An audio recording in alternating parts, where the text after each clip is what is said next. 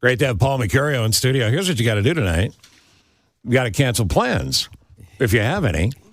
If you already have plans to be at the North Shore Center for the Performing Arts, good for you. Because I want you to go tonight and then hang around till tomorrow night. I don't want you to not get a good seat.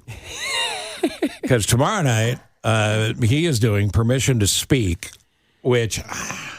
Give me the good elevator pitch for this. It's not an improv show, but it shows off your skills on being able to talk to anybody about anything. Yeah, I mean, there's comedy in it. There's jokes in there. I have monologues that I do, but we're also getting stories from people, and it was born out of stand-up, and so it's a form of my stand-up show, but it's more time with the audience to tell stories and just get these amazing, because you start to realize from touring, and you guys know you interview everybody on the planet, everybody has a story. Yeah. And so you sort of just mine it, and it doesn't take a lot because people like the limelight, and boom, you're off and running. And that's basically the show. So there's comedy, there's definitely stand-up in it, and my stand-up, but there's also playing with the audience in a way that people are just telling these crazy, funny, like, stories. And A lot of improv. Yeah. And by the way, I brought you guys a gift. Oh, what's that? All right. There you go. Oh, we like show business gifts. All right. Little Cool late show shirt. swag. Hey, there you go. There you go. Fantastic. That's awesome. All right. Thanks, There you Paul. go. You got me a petite, right? I did. Yeah. Okay. These are irregulars. These are awesome. Yeah. Yeah, right. So you got the Marshall supply. Yeah, Not the wide, there's right? going to be a rip, a hole in it, and that's fantastic. This is Tom, get a great. haircut. What are we doing here? He's yelling at Tom. Tom's hair's too long. So will you pick out somebody in the audience, like a Tom, per se? Oh, I and would just talk to Tom, and I'd probably say, you look like you're in a band or you're living at home with your parents. Can I tell him what your wife said? His wife said, I like the long hair. You have to look like Kylo Ren. Right. Nice.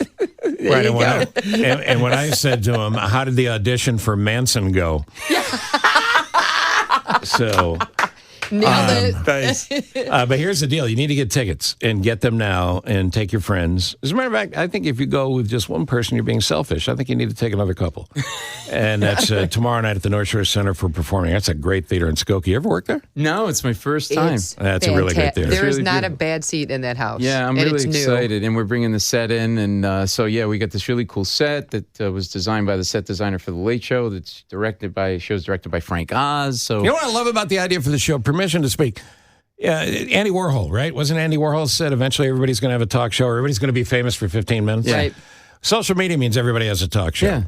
Everybody doesn't deserve a talk show. no. But you're able to showcase people with great stories. Yeah. And because of your experience and you're funny and your talent, you bring out these amazing things. And we talked about this on and off the other day. The coolest thing is when you win the comedy lottery. Yeah. And somebody suddenly blurts out their life story. And if Springer were still alive, he would have been leading with it on his show that day. It's exactly right. Right. And, you end up like, there was we may even have a clip of this. There's the woman that I start talking to, this Greek woman, and within like 2 or 3 seconds, she just starts going off on like how she's Greek, but she lives in New York and she lives in Queens, and it's like you can't, Right. you just can't keep up with it, right? It's a Right, curse. right. Yeah, the Greeks especially. Yeah. We won't stop. Yeah. Yeah. Oh, you're Greek. I know, right? So as soon as you Listen, said it's you had perfect. me, you Listen, had me a in Greek. Chicago, you cannot not see a Greek on Yeah. every block. Hold on a second. true. Here's a clip. You're either tan or hammered. What's up? Yard. Backyard? Backyard. Where do you live? Jersey? Queens. In Queens? Yeah. What sun are you living under? We haven't had sun. The one was here last week. Are you Italian? Greek. Oh. Are you born in Greece? I was born in New York, but I'm Greek. But why do you have a thing? Because I was raised in Greece. I just asked you if you were born in Greece. No, I was born in New York. This is why you're getting divorced. You can't communicate. What is your name? Aphrodite. Of course it is. That's the home That's run. Her awesome. name is Aphrodite. It's true. And so like that's the comedy That's it. gods, right? That's Yeah. like, That's and, 100%. awesome. and that literally just came in the moment. Like, I didn't really do a lot. It's what you just said. But the reactions. The The reactions and and I the think timing. social media, if this were 20 years ago, I don't know, right? But so everybody's comfortable living their life out right. in front of the That's world. right. So why not in front of a few hundred people in a theater, right? I've been sort of videotaping myself at home and putting it out there. I love that. You get people in the audience like, pick me, pick me, pick me. Sometimes, yeah. Once you get started. A lot of times, though, it's pointing at the person next to him. Pick them, pick them. Right? Exactly. Yeah. Yeah. And so there's it's just been this wonderful thing. And then, I work my own life in and talk about stuff in my life too. So there's my stand-up in there too. It's really cool. So let's talk about late night stuff now for a second here, because you and your old pal Stephen Colbert go back to the Daily Show, and when he did the Late Show, when he took over Late Show, he wanted you to be a part of it. You got your own thing rolling, but you're one of the key players there, and you're riding shotgun with him the whole time. Can I just correct you? I'm carrying him. You are. Well, Yeah. that's why your back hurts. Yeah. Easily. And the interesting thing to me about Colbert is once Colbert was able to shake off, and keep in mind, he did that character on Comedy Central for 9 years? Yeah. Once he was able to shake that off and help figure out what the show was and show who he is, Right. and started doing the monologue and banging on Trump. Which was uncomfortable for him in the beginning. I'll bet. Because he came out of Second City out of Chicago, and that's all about character stuff generally. And the Colbert Report was this. By the way, you have no idea how many people, when I go on the road to do stand-up, would come up to me and go, you work on the Daily Show, the Colbert Report. I hate that Stephen Colbert. He's a right-wing, whatever. And I'm like, it's just a character he's doing. Like, they thought it was like real. It was like, we're just having fun. I ran into a feel like that. I didn't know it was endemic. Yeah, it was like, it was sort of like, it was just like, but like, But you guys must have had to convince Stephen, not only can you do this, you can do this well, because that to me is the key. That's what put you guys to a new echelon and fighting for number one in late night. yeah. He and I actually worked together like on just him doing the monologue, because it was just, it's just him out there. And, you're a performer, you're a stand-up, you got to make eye contact, and there's a balcony, and it's like, Stephen, you got to look up a little bit. You don't have to stay up there, but your eyes got to go up. You got to make them, you're at a dinner party, you're talking to several people. And so, he was, he was like, in the beginning a little bit. And so a lot of drinking. And well, if you're not day drinking in show business, you're not working. No caffeine, no energy drinks. Exactly. And so it was just this kind of thing where, and then we were overshooting. We try to shoot within an hour. We were shooting in the beginning like 2 hours. Wow. And it's a union house, and these guys are like, "Can we get out of here, please?" Right. One guy literally goes, "We have a rewrite room," and he goes, "Hey, they got a clock in that rewrite room?"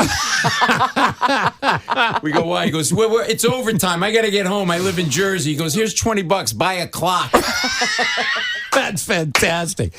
You want to see the least starstruck people in the world? Go to 30 Rock or Black Rock and see crew guys that have worked there for 20 years. Giant they guy. don't care. Literally, Harold. He's not in the show anymore. He was so bad they fired him. He was there. Wow. He was there during Letterman. He was there for 25 years. Okay. And he acted like he owned the place. And he had like 2 teeth missing in the front. Sure. His father was like the head of the union before him. So like one of these guys, right? Yeah. And listen, I'm a union guy, don't get me wrong, but like it was a little bit like, and so one day we were running late. This was the beginning, and we're going over on time, and Stephen needed his phone for a bit, and he had to go back downstairs to a room to get it, and he's running back, and the guy goes, and we're about to go, and the guy's going, Harold's like, "Oh my God, I can't believe I got to get out of here. I got to get out." And then Steven's running to get his phone, and you hear, "Oh, where you going? We got a show to do." He's yelling at Steven.